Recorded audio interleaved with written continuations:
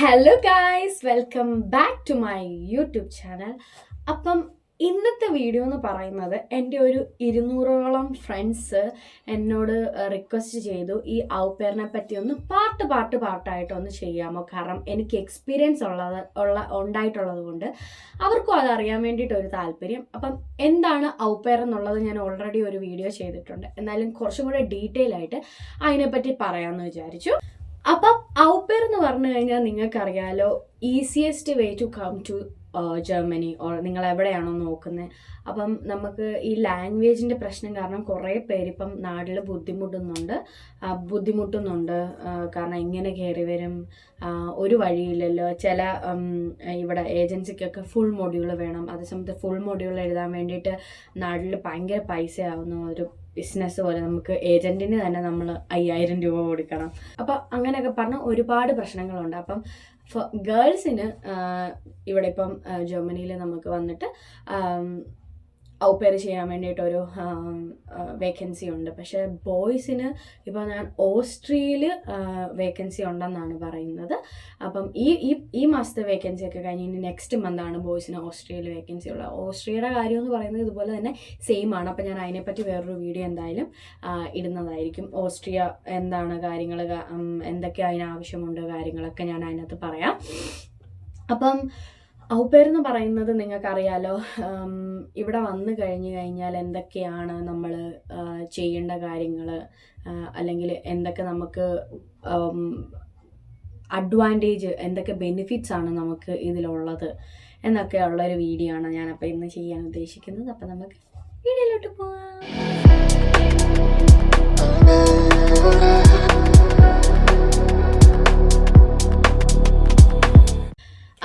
ഔപെയർ എന്ന് പറയുന്നതെന്ന് പറഞ്ഞാൽ മെയിനായിട്ട് ഉദ്ദേശിക്കുന്നതെന്ന് പറഞ്ഞു കഴിഞ്ഞാൽ ജർമ്മൻ പീപ്പിൾസ് എങ്ങനെയാണ്, അവരുടെ കൾച്ചർ എങ്ങനെയാണ്, ഇവിടുത്തെ ലാംഗ്വേജ് പഠിക്കാൻ പറ്റും. ഒരു ഫാമിലിയുടെ കൂടെ നിന്ന് തന്നെ ലാംഗ്വേജ് പഠിക്കുന്ന ഒരു വിസയാണ് ഔപെയർ വിസ. അതിൽ നമുക്ക് എല്ലാം ഡ്യൂട്ടീസൊക്കെ നമുക്ക് ഓരോ ഫാമിലി ഡിപ്പെൻഡ് ആയിരിക്കും നമ്മൾ ഡ്യൂട്ടീസൊക്കെ ചെയ്യേണ്ടത്. ഇപ്പം സാധാരണ നമുക്ക് വരുന്നതെന്ന് പറഞ്ഞാൽ ജർമ്മനിയിൽ ഒരു ഔപെയർ ഒരു വീക്കിൽ 30 മണിക്കൂർ മാത്രം നമ്മൾ ജോലി ചെയ്താൽ മതി. അതായത് ഒരു വീക്കിൽ ഒരു ദിവസം 6 മണിക്കൂർ ഉള്ള രീതിയിൽ. അപ്പോൾ അത് നമുക്ക് ഫാമിലി എങ്ങനെയാണോ അപ്പോൾ അവരോട് നമുക്ക് ഷെഡ്യൂൾ ചെയ്ത് തരാൻ പറയാം. രാവിലെ ഇപ്പം നമ്മൾ പിള്ളേരെ കൊണ്ട് വിടണം, തിരിച്ച് വിളിച്ചുകൊണ്ട് വരണം, പിന്നെ പിള്ളേർക്ക് എന്തെങ്കിലും മീൽ ഉണ്ടാക്കണം, പിള്ളേരുടെ കൂടെ കളിക്കണം. അത് കഴിഞ്ഞിട്ട് നമുക്ക് എന്തെങ്കിലും കുറച്ച് പിള്ളേരെല്ലാം ഓക്കെ ആക്കി കഴിഞ്ഞ് പിള്ളേരെ ചിലപ്പോൾ കിടത്തി ഉറക്കണം.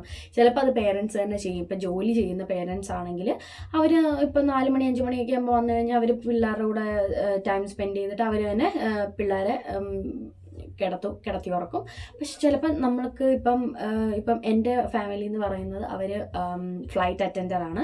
അപ്പം അതിൽ അവർക്ക് ചില സമയങ്ങളിൽ അവർക്ക് ഫ്ലൈറ്റ് ഉണ്ട്. പക്ഷേ മിക്ക ദിവസങ്ങളിൽ അവർ വീട്ടിൽ കാണും. അപ്പം അതുകൊണ്ട് നമുക്ക് പേരൻസ് ആണ് അവരെ ഉറക്കുന്നതും കാര്യങ്ങളും ഒക്കെ. അപ്പം നമ്മൾ ആ സമയത്ത് നമുക്ക് ലൗണ്ടറീസും കാര്യങ്ങളും എന്തെങ്കിലുമൊക്കെ ചെയ്യാനുണ്ടെങ്കിൽ ഇവിടെ എന്തായാലും മെഷീൻസ് കാര്യങ്ങളൊക്കെ ഉണ്ട്. അപ്പം നമ്മുടെ അലക്കുന്നത് കൂടെ അവരുടെ കൂടെ അലക്കുക, അങ്ങനത്തെ കാര്യങ്ങളൊക്കെ ആയിരിക്കും നമുക്ക് വരുന്ന ഡ്യൂട്ടീസ് എന്ന് പറയുന്നത്.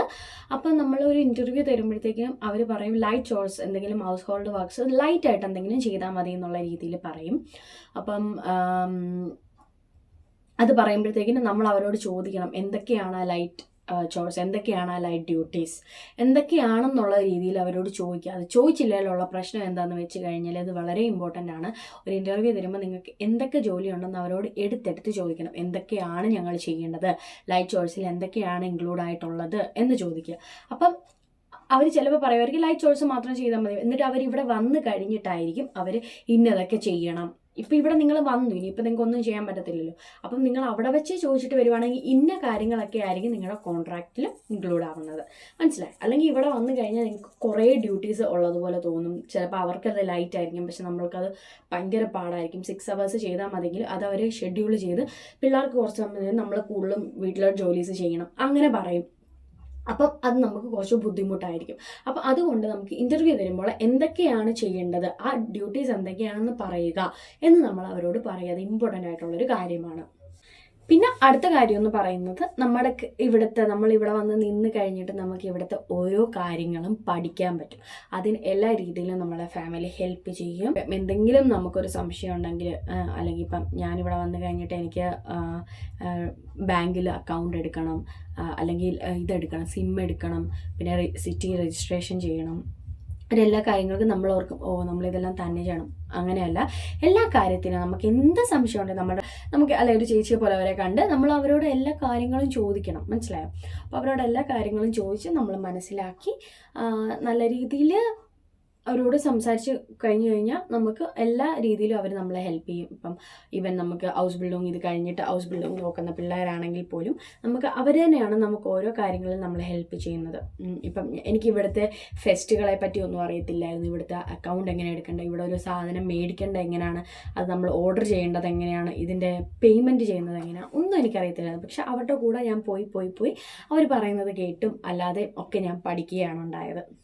അപ്പോൾ ഇന്ന് എനിക്കുണ്ടായ ഒരു അനുഭവം എന്ന് പറയുന്നത്, ഇന്ന് അവർ ഫുൾ എന്നോട് രാവിലെ എണീറ്റപ്പോൾ തൊട്ട് അവരെന്നോട് ഫുൾ ജർമ്മനിലാണ് സംസാരിച്ചത്. ജർമ്മനിൽ സംസാരിച്ചപ്പോഴത്തേക്കിനും എനിക്ക് എല്ലാം മനസ്സിലാവുന്നുണ്ട്. നമ്മളിപ്പം ജർമ്മൻ നമ്മളിപ്പം നാട്ടിൽ പഠിക്കുമ്പോഴത്തേക്കിനും നമ്മൾ ഓരോ കീവേഡ്സ് ഒരു സെൻറ്റൻസിൽ നമ്മൾ ഓരോ കീവേഡ്സ് ആണല്ലോ ശ്രദ്ധിക്കുന്നത്. നമുക്ക് ഫുൾ മനസ്സിലായില്ലെങ്കിലും അതിനകത്ത് ഓരോ കീവേഡ്സ് വെച്ച് നമുക്ക് കണക്ട് ചെയ്ത് നമുക്ക് ആ സെൻറ്റൻസ് എന്താണ് അവർ പറഞ്ഞതെന്ന് നമുക്ക് മനസ്സിലാക്കാൻ പറ്റും. അപ്പോൾ അവരിന്ന് സംസാരിച്ചതിൽ ഭയങ്കര സ്പീഡിലാണ് അവർ സംസാരിക്കുന്നത്. പക്ഷേ എനിക്കത് മനസ്സിലാക്കാൻ ശ്രമിക്കുന്നത്, കാരണം ഇന്നത്തെ ഇത്രയും നാളത്തെ എൻ്റെ എക്സ്പീരിയൻസ് ആണ്. ഇത് തന്നെയാണ് കേൾക്കുന്നത്, ഇത് തന്നെയാണ് പറയുന്നത്, അങ്ങനെ വെച്ചിട്ട് എനിക്കുള്ള ഒരു എക്സ്പീരിയൻസ് ആയിരിക്കും. എന്നാലും ആ കീവേഡ്സ് വെച്ച് നമുക്കത് മനസ്സിലാക്കാൻ പറ്റി. അതെനിക്ക് ഔട്ട്പുട്ടിൽ വന്നതുകൊണ്ട് ഇപ്പം ഹൗസ് ബിൽഡിങ്ങിൽ പോകുകയാണെങ്കിൽ നമ്മളിപ്പം ജോലി ചെയ്യുമ്പോഴത്തേക്കും അല്ലെങ്കിൽ ഷൂളേ പോകുമ്പോഴത്തേക്കിനൊക്കെ നമുക്ക് ഇമ്പ്രൂവ് ചെയ്യാൻ പറ്റുമായിരിക്കും. പക്ഷേ എനിക്കിവിടെ നിന്ന് അപ്പം എനിക്കിതേ ഉള്ള എക്സ്പീരിയൻസ്. അപ്പോൾ അതുകൊണ്ടാണ് ഞാൻ ഇതിൻ്റെ കാര്യം തന്നെ എടുത്ത് പറയുന്നത്. അപ്പോൾ അവരെന്നോട് ജർമ്മനിൽ സംസാരിച്ചപ്പോൾ എനിക്ക് മനസ്സിലായി. അത് കഴിഞ്ഞപ്പോഴത്തേക്കും അവരെന്നോട് ചോദിച്ചു, ഞാൻ പറയുന്നതൊക്കെ നിനക്ക് ജർമ്മനിൽ മനസ്സിലാവുന്നുണ്ടോ എന്ന് ചോദിച്ചപ്പോൾ ഞാൻ പറഞ്ഞു മനസ്സിലാവുന്നുണ്ട്.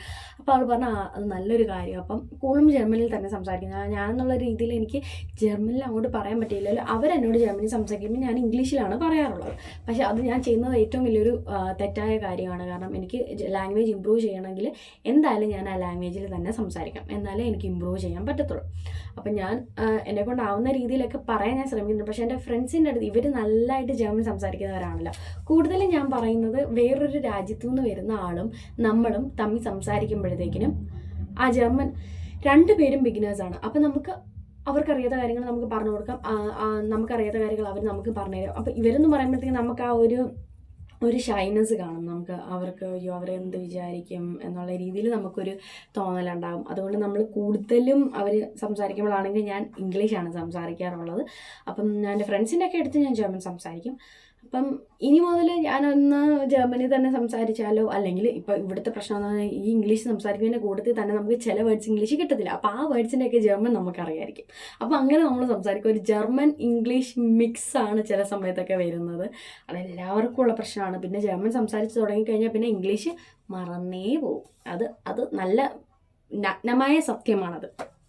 അപ്പം ഇപ്പോൾ ആണെങ്കിൽ നമ്മളൊരു മലയാളികളെ കാണുമ്പോൾ ഇടയ്ക്ക് നമ്മൾ ഓരോ കാര്യങ്ങൾ സംസാരിക്കുമ്പോഴത്തേക്കും നമ്മൾ ഫുൾ മലയാളമായിരിക്കും. പക്ഷേ ഇടയ്ക്ക് നമ്മൾ ജർമ്മനിൽ എന്തെങ്കിലും സംസാരിക്കുമ്പോഴത്തേക്കും നമ്മുടെ ജർമ്മൻ ഇടയ്ക്ക് കയറി വരും. ഇപ്പം നീ അത് ചെയ്തോ, നീ ഐൻകൗഫിന് പോയോ, ഐൻകൗഫിൻ എന്ന് പറഞ്ഞാൽ ഷോപ്പിങ്ങാണ്, അപ്പം നീ ഐൻകൗഫിന് പോയോ എന്നൊക്കെ നമ്മൾ ചോദിക്കുക, അറിയാതെ വരുന്ന. പക്ഷേ അതിലൂടെ നമുക്ക് നമ്മുടെ സ്കില്ല് ഇമ്പ്രൂവ് ചെയ്യാൻ പറ്റും. അത് വലിയൊരു കാര്യമാണ്.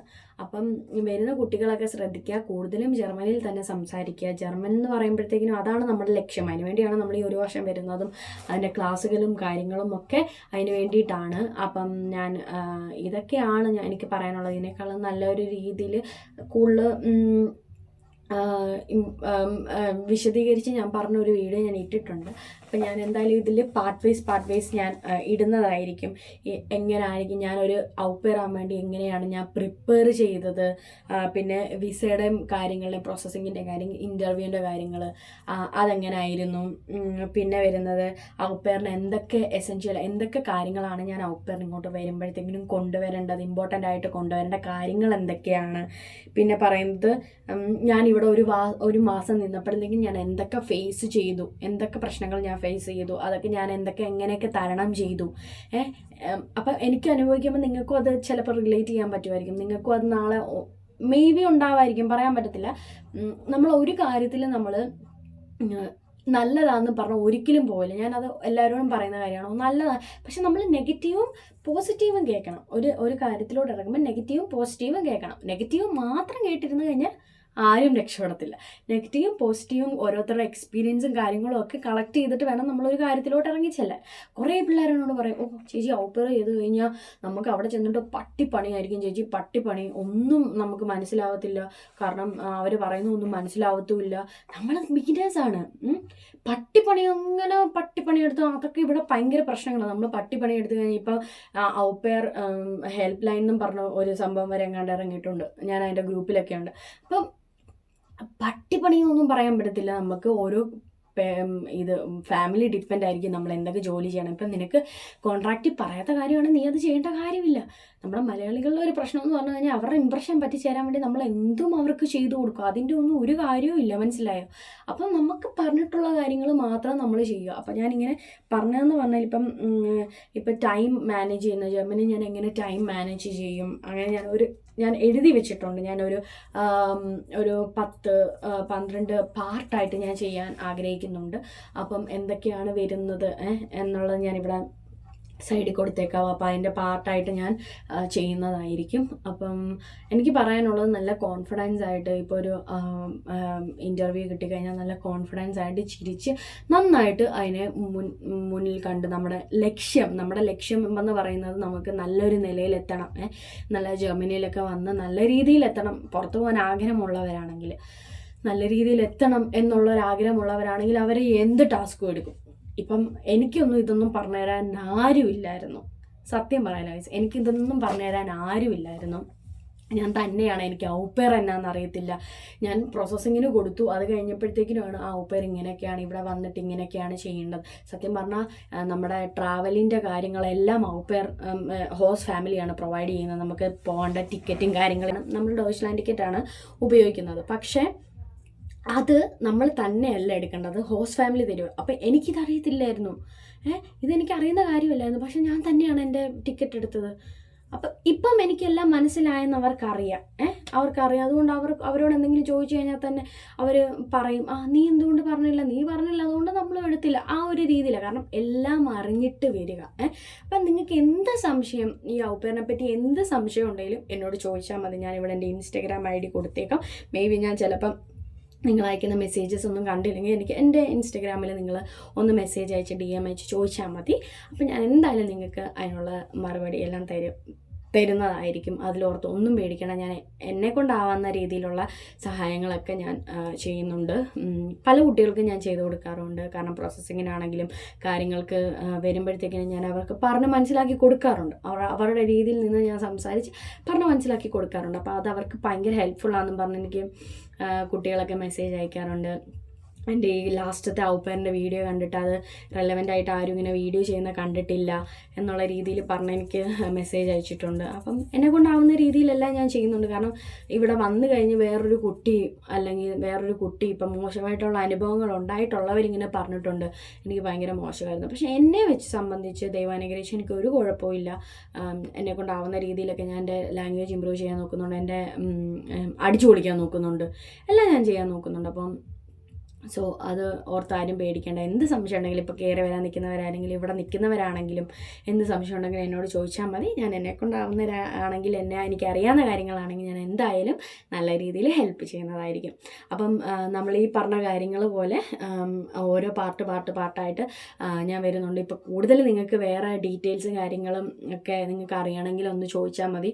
പിന്നെ ഒരു കാര്യം, കുറേ ആളുകൾ എന്നോട് ചോദിച്ചതാണ് VFSൻ്റെ കാര്യം. VFSൽ ഇപ്പം നമുക്ക് സ്ലോട്ട് അവൈലബിൾ അല്ലായിരുന്നു. കാരണം കുറേ പിള്ളേർ ഔപ്പറിന് കയറി വരാൻ നിൽക്കുന്നത് കൊണ്ട് കുറച്ച് നാളായിട്ട് സ്ലോട്ട്സിന് ഭയങ്കര പ്രശ്നമൊക്കെ ആയിരുന്നു. കുറേ ആളുകൾ 70-1 ലക്ഷം രൂപയൊക്കെയാണ് സ്ലോട്ട് എടുക്കാൻ ചോദിക്കുന്നത്. അപ്പം അതിന് കുറച്ച് പേര്, ഞാനിപ്പം വില കുറഞ്ഞത് കണ്ടതുകൊണ്ട് ഞാൻ ഒരാളുടെ കയ്യിൽ ഇങ്ങനെ കൊടുത്തായിരുന്നു. അതിൻ്റെ വെയിറ്റിങ്ങിലാണ് ഇപ്പോഴും. പക്ഷേ ഓസ്ട്രിയയ്ക്ക് ഇപ്പോൾ താല്പര്യമുണ്ട്. ഞാൻ പറഞ്ഞില്ല, ഓസ്ട്രിയയെ പറ്റി ഞാൻ വേറൊരു വീഡിയോ എന്തായാലും ചെയ്യുന്നതായിരിക്കും. അപ്പം കൂടുതൽ ഡീറ്റെയിൽസ് അറിയേണ്ടവരാണെങ്കിലും അല്ലെങ്കിൽ എന്തെങ്കിലും ഈ ഔപ്പറിന് ചെയ്യാൻ താല്പര്യമുള്ള ആൾക്കാരാണെങ്കിലും എനിക്കൊന്ന് DM ചെയ്താൽ മതി. ഞാൻ എന്തായാലും റിപ്ലൈ തരുന്നതായിരിക്കും. അപ്പം ഇനിയും എന്തെങ്കിലും നിങ്ങൾക്ക് സംശയം കാര്യങ്ങളോ ഉണ്ടെങ്കിൽ ഒന്ന് മെസ്സേജ് അയച്ചാൽ മതി. ഞാൻ അതിനെപ്പറ്റിയും വീഡിയോ ചെയ്യുന്നതായിരിക്കും. അപ്പം ഇന്നത്തെ ഒരു വീഡിയോ ഇത്രയേ ഉള്ളൂ. നിങ്ങൾക്ക് ഞാൻ ഇതിനെപ്പറ്റി ഇത്രയും ഒരുപാട് ഞാൻ ഡിസ്ക്രൈബ് ചെയ്തിട്ടില്ല. ഔപ്പേറിനെ പറ്റി ഞാൻ ഇതിനെപ്പറ്റി ഒരെണ്ണം നേരത്തെ ചെയ്തിട്ടുണ്ട്. സോ എന്തായാലും നിങ്ങൾക്ക് ഇതിനകത്ത് മനസ്സിലാവേണ്ട ചില കാര്യങ്ങളൊക്കെ മനസ്സിലായെന്ന് ഞാൻ വിചാരിക്കുന്നു. അപ്പം എന്തായാലും നിങ്ങൾക്ക് ഈ വീഡിയോയും എന്നെ ഇഷ്ടപ്പെട്ടെങ്കിൽ ലൈക്ക് ചെയ്യുക, ഷെയർ ചെയ്യുക, സബ്സ്ക്രൈബ് ചെയ്യുക, കമൻറ്റ് ചെയ്യുക. സബ്സ്ക്രൈബ് ചെയ്യാത്തവരാണെങ്കിൽ ഒന്ന് സബ്സ്ക്രൈബും കൂടെ ചെയ്തേക്കണം. അപ്പോൾ പുതിയൊരു വീഡിയോ ആയിട്ട് കാണുന്നത് വരെ എന്തായാലും ഇതിൻ്റെ പാർട്ട് 2 ഇറങ്ങുന്നുണ്ട്. പാർട്ട് 10 വരെ ഇറങ്ങിയേക്കാം. അപ്പോൾ പാർട്ട് 2 ഇറങ്ങുന്നുണ്ട്. അപ്പോൾ എന്തായാലും നിങ്ങൾ സ്റ്റേ ട്യൂൺഡ്. അപ്പം പുതിയൊരു വീഡിയോ ആയിട്ട് കാണുന്നത് വരെ എല്ലാവർക്കും ചേച്ചി.